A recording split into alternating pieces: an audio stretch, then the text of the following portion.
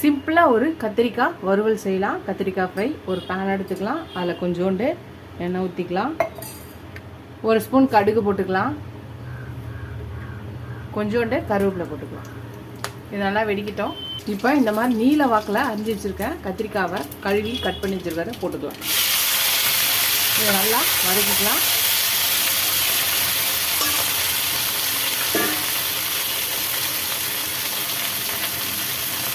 இதுக்கு தேவையான உப்பு போட்டுக்கலாம். ஒரு ஸ்பூன்.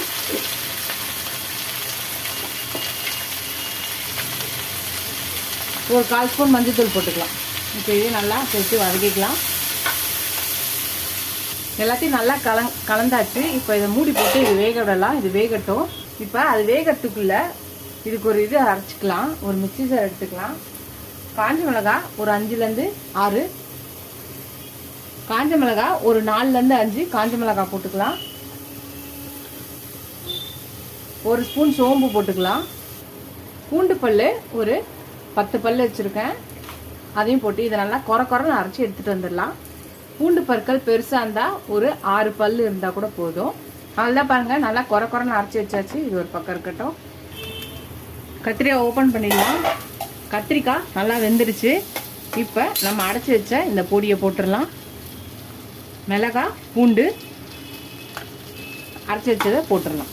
இப்போ இதையும் சேர்த்து நல்லா கலந்துக்கலாம். ஒரு ஸ்பூன் மட்டும் எண்ணெய் ஊற்றிக்கலாம். இப்போ இதை திருப்பியும் நல்லா மிக்ஸ் பண்ணிக்கலாம். மிக்ஸ் பண்ணிவிட்டு ஒரு 2 நிமிஷம் இருந்தால் போதும்.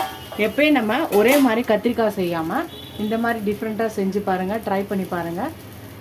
பூண்டு மிளகாய் கத்திரிக்காய் வறுவலை ட்ரை பண்ணுங்கள்.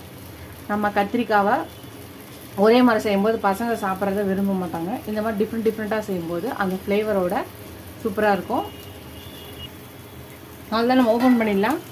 நம்மளோட மிளகாய் பூண்டு கத்திரிக்காய் வறுவல் ரெடி ஆயிடுச்சு.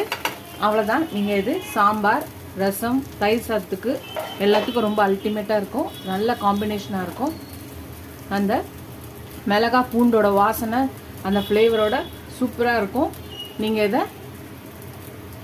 வெரைட்டி ரைஸ் கூட நீங்கள் இதை ட்ரை பண்ணலாம். ரொம்ப சூப்பராக இருக்கும். லஞ்ச் பாக்ஸுக்கு ட்ரை பண்ணுங்கள். ட்ரை பண்ணி பார்த்து எப்படி இருக்குன்னு சொல்லுங்கள். ஃபஸ்ட் டைம் என் சேனலை பக்கம் சப்ஸ்கிரைப் பண்ணிட்டு பாருங்கள். ஃபுல் வீடியோ பாருங்கள். இதுவரை சப்ஸ்கிரைப் பண்ண எல்லா ஃப்ரெண்ட்ஸ்க்கும் ரொம்ப தேங்க்ஸ்.